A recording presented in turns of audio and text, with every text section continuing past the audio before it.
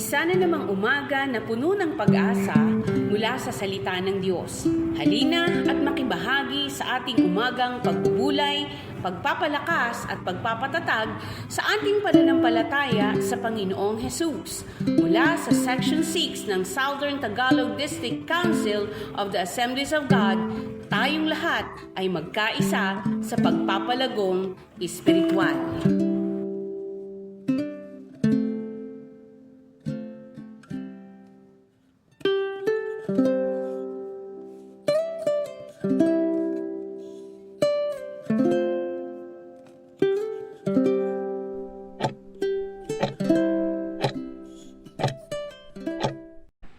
Purihin ang Diyos. Welcome po muli mga tagapakinig saan man kayo naroon. Ano man po ang iyong ginagawa, muli magkakasama po tayo dahil kalooban ng Diyos, biyaya ng Diyos ang pagkakataon na katulad ng ganito na tayo ay nakapakinig ng salita, nakapanalangin at mayroon po tayong fellowship in spirit. Tayo po ay mag-pray. Dakilang amang mabuti sa lahat, pinagmumulan ng mabubuti at magagandang bagay. Kami Panginoon Diyos ay narito muli at nagpapasalamat po sa araw po ng kahapon na kung papaanong pinagpala mo kami, na natili kaming buhay, humihinga, at binibigyan mo kami ng mga inspirasyon upang kami ay magpatuloy sa aming buhay pananampalataya at ang aming buhay sa mundong ito na aming nilalakaran. Muli patnubayan mo po ang iyong lingkod kasama ng lahat ng mararating ng mensaheng ito about peace or kapayapaan. To God be the glory sa pangalan ni Jesus. Ito ang ating dalangin. Amen and amen. Praise God. Welcome po mga tagapakinig sa part 2 ng ating tinatalakay about peace or kapayapaan. Kung kayo po ay nakapakinig ditong nakaraan ng part 1 ay malinaw po sa atin ang purpose at ang layunin ng Diyos sa pagkalikahan ng daigdig at ng tao upang magkaroon ng kapayapaan. Now, alam po natin ang ating key verse, anong sinabi ng Panginoon sa aklat ng Juan chapter 14 verse 27. Kapayapaan ang iniiwan ko sa inyo, ang aking kapayapaan ang ibinibigay ko sa inyo. Hindi ito katulad ng kapayapaang ibinibigay ng mundo. Huwag na kayong mabalisa, huwag na kayong matakot. Yan po ang assurance ng Panginoon. Ngunit, sabi rin sa aklat ng Awit chapter 34 verse 17, ang masama ay atin pong talikuran. At pagsikapan natin na makamit ang kapayapaan. Now, tingnan po natin, upang makamit natin ang kapayapaan na kinakailangan po natin gawin, ay mapapansin ho natin na maraming mga gawain po tayo na tayo mismo ang nagiging dahilan kung bakit hindi po tayo nagkakaroon ng kapayapaan sa ating buhay. Naniniwala po kayo doon? Magsabi na po kayo ng amen. At sigurado ho yun. Mismo tayong gumagawa. Kahit nga minsan ay gumagawa ang Panginoon, pinapaalalahanan tayo ng Panginoon ng banal na Espiritu, huwag mong gawin yan dahil distraction yan. Hindi yan ang dapat mong lakaran. Ganito dapat. Pero dahil po sa sarili nating kagustuhan, sa sarili nating pagnanais na makumport ang ating sarili at nadadaya tayo ng ating mga sariling akala at palapalagay, tayo po ay nalalagay sa alanganin at nasasangkot sa mga bagay natin na hindi gusto, na hindi dapat naranasan ng isang mananampalataya. Number 1, sa ating mga personal na buhay, sa personal po natin ng buhay ay dapat po ay iwasan natin po ang huwag mag-response or pagbibigay ng attention, panahon o oras sa mga issue na hindi po dapat natin pinagkakaabalahan. Yan. Alam po natin yan. Maaari kakarelate po tayo dyan. Number 1 po ay yung gossip. Ano ho yung gossip? Yun po mga chismisan, yung mga kwentuhan, lalo na po ngayon sa social media na talagang sa pagtalakay po sa Senado at sa Kongreso ay talagang maapektuhan tayo. Hindi naman ho pwedeng tayo ay walang kaalam-alam sa nangyayari sa ating paligid. Pero kung tayo po ay magiging bahagi ng pagpapakalat pa ng masamang balita, sabi ko nga po ay tayo po mga tao, tayo po mga mananampalataya ay tinawag ng Diyos para para ibahagi, i-share ang mabuting balita. Yan ho. At hindi po tayo tinawag ng Panginoon para gumawa at magkalat ng masasamang balita. Tandaan po natin yon. Ano? At kung tayo man ay may pagkakataong hindi maiwasan na magbabalita tayo ng hindi maganda at masama, ang purpose natin ay para warningan ang mga tao. Diba? So now, yung po, gossip. Sabi po sa Aklat ng Kawikaan, chapter 16, verse 28, ay ito po ang sinasabi. Sabi ay, ang taong baluktot ang isipan ay naghahasik ng kaguluhan at sinisira naman ng chismis ang magandang samahan. Yan. Ito po ang isang katotohanan. Ay nakakalungkot man po, nakakahiya man sabihin, ay ang chismis po kadalasan ay nakakabit sa mga kababaihan. Oh. Kaya nga ho, sabi nga ay, ang lalaki daw po ay nagsasalita ng 3, ay ang kababaihan ay 10 na agad na nasasabi. Kaya, iwasan daw natin yun kung hindi naman natin kinakailangan mag-react. Ano? Kung hindi naman natin kinakailangan maging bahagi ng usapan niya at wala naman po tayong makukuha, iwasan na ho natin yan. Sabi nga ni Haring Solomon ay mahirap din ang maraming nalalaman. Mahirap din ang maraming mga dumarating sa ating isip na ating pinapatulan na kung saan pagkatapos naman ng lahat ng ito ay makikita natin na ay mabuti pa hindi na ko na lang nalaman ang mga bagay na yan. Naguluhan tuloy ako. Ano? So, ito po mga gossip. Saan? Maging sa loob ng tahanan, napapasok, saan pa? Sa community, sa trabaho, saan pa? Even within the church. Yan ang isa pang pinakamalungkot. Na ang mga kwentuhan na hindi naman talagang kinakailangang makisali tayo ron. Halimbawa po ay, may magsasabi ng isa na, oy, may kwento ko sa iyo ha, pero wag mong sasabihin kahit kanino ha. Dahil ito atin lamang. Pero yung palang kwento niya ay may dagdag na at yung pala kung kayo pinagsabi. At ito pala naman pinagsabihan niya, ay nako, sa isip-isip lang niya, huli ka na sa balita, alam ko na yan. Ito, sa totoo lang ho talaga, kapag ho tayo nag-i-entertain ng mga bagay na hindi naman tayo dapat, ika nga ay, lumagay po tayo sa lugar. Dapat alam ho natin, yung mga usapan or issue na tayo naroon at alam natin kung kailan tayo dapat manahimik at wala tayo ron. Ang maturity po ng isang tao ay masusukat sa ganyan. Alam niya kung kailan siya tatayo, titindig, alam niya kung kailan siya magbibitiw ng salita at alam niya kung kailan siya dapat manahimik. Sabi nga po minsan sa mga usapat at mayroong binabalangkas ay mayroong mga talagang mga sinasabing ganito, ganyan, etc. Ay sabi nung isa ay, alam mo kung gusto mong makatulong, mabuti pang manahimik ka na lang. Huwag ka na makisali doon sa usapang ito dahil ito naman ay hindi mo masyadong alam ang punot dulo, kaya mas mabuti pa ay ganun. You know, about gossip. Pag talaga sigurado yan.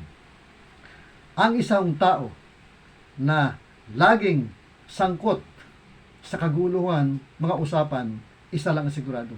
Mahilig siyang makisawsaw sa mga usapan na may usapan. Kaya sabi sa Aklat ng Kawikaan chapter 20 verse 19, ito, yung tulad ng sabi ko kanina, ang lihim ay nahayag dahil sa mga chismis. Yan. Kaya huwag ka makisama sa taong makati ang dila. Ito, huwag daw tayong makisama sa makati ang dila. At kapag ang isang chismoso o chismosang tao, pag tayo nagkwento sa kanya patungkol sa ating buhay, dahil sa ating pagtitiwala sa kanya, ay nako, kapag nagkaroon kayo ng issue at hindi na kayo nagkasundo at hindi na kayo BF ba ang tawag doon, hindi na kayo best friend forever, ay sus, baka bandang huli niyan, ikaw naman ang ichichika niya sa iba. So ano mangyayari ngayon? Ano na, yung kapayaan na sana ay mas gusto mong manhimik na simple na hindi ka nasasabit sa anumang mga isyong o kaguluhan, masasabit ka na, mapapaaway ka na. So, tayo po ay maging matalino. Yun po, about gossip. Yan, sabi ay, huwag kang makisama sa mga tao makati ang dila. Ang lihim ay nahayag dahil sa mga chismis. Sabi nga po sa kasabihan, walang lihim na hindi. Ayun, sinagot niya na, nabubunyag. Yan o. Yan o sabi. Pangalawa, gossip. Pangalawa, yung pang una. Pangalawa ay, huwag mag-respond sa social media para sa isang masilang usapin. Yan. Tulad nga sabi ko kanina, sa nangyayari social media, tayo po ay nag-response, nakikisama, nakikihalo sa bagay na hindi naman talaga makakatulong.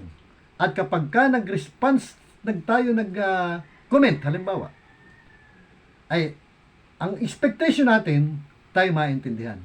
Ang expectation natin, tayo ay sasang-ayunan. Pero hindi ho ganun eh.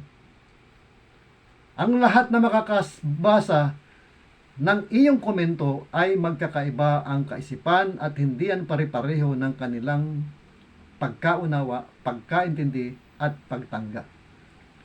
At kapag ikaw na nagkomento ay hindi mo gusto ang kantabas ng kanilang dila at pananalita at masyadong personal at ikaw ay nasaktan, ano mangyayari? Maguguluhan ka ngayon. Magagalit ka ngayon. Mag-reply ka ngayon hanggang mangyayari magtatalo na kayo. Di ba?